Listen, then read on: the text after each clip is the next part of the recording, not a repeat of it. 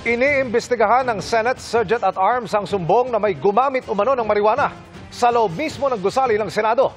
Sa incident report, pinangalanan ang pinaghinalaang staff bilang si Nadia Montenegro na ngayon ay staff ni Senador Robin Padilla. Nakatutok si Mark Salazar.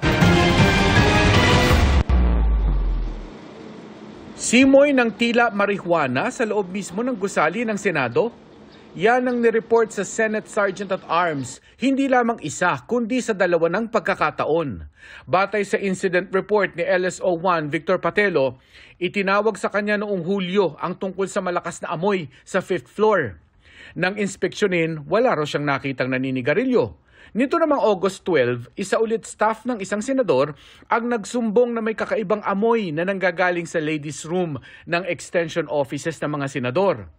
Inahilin tulad nito ang amoy sa marijuana. At sabi niya, ang tangi umanong nasa area ay si Nadia Montenegro. Ang dating aktres na si Nadia Montenegro ay staff ngayon ni Senador Robin Padilla. Nang tanungin ni Patelo si Montenegro, itinanggi niyang nanigarilyo siya sa loob ng ladies' room o gumamit ng marijuana. Pero sinabi nitong meron siyang vape sa kanyang bag, kaya baka ito raw ang pinanggalingan ng kakaibang amoy. Sinusubukan naming makakuha ng pahayag mula kay Montenegro. Sa isang pahayag, sinabi ni Senate Secretary Attorney Renato Bantug Jr.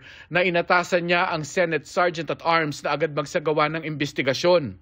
Sa utos din ni Senate President Chis Escudero, ipinadala ng Secretary of the Senate ang incident report tungkol sa umano'y paggamit ng marijuana sa opisina ni Senator Padilla para sa kanyang kaalaman at naaakmang aksyon.